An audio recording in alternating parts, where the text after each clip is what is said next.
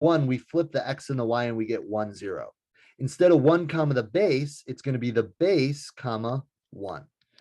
Okay, and what logarithms look like, you go through the point 1, 0, and this is what they look like. Okay, I mean, I should be closer, but that's what logarithms look like. Okay, and so what are we doing in this one? What are our transformations? So we have this negative on the outside, right? So that's multiplication by a negative, and we'll do it in red. We have multiplication by a negative that belongs to the y. So that means it's going to be a vertical, right? Multiplication by a negative is a reflection. So it's a vertical reflection. It is a vertical reflection. So, and multiplication should always come first, but we also notice that we have this one right here.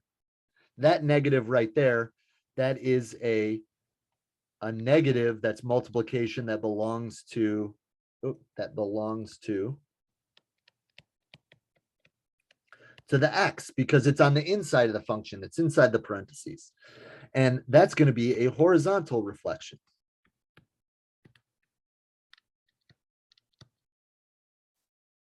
And that's going to end up being, well, what are we going to do?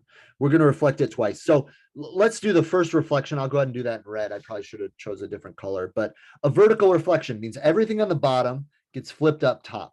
So when we flip it up top, it's going to look like this. And the stuff on top gets flipped to the bottom, it's going to look like this. This is after, the red one is after your vertical reflection.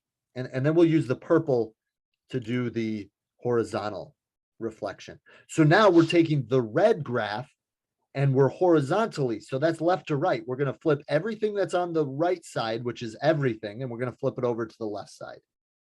It's going to look like that. That's going to be our reflection.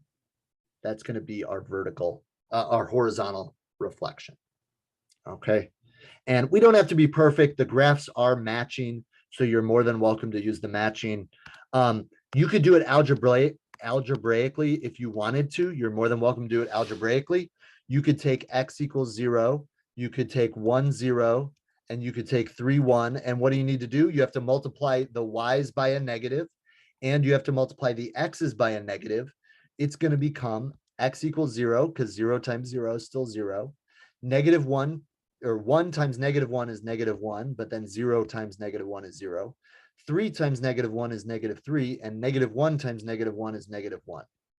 And you'll look, this is the point, negative 1, 0. This is the point, that's negative 3, negative 1. Okay, my graph's not great, but that's negative 3, negative 1. All right, I promise. All right, we're going to stop it here, see if there's questions on graphing transformations using the log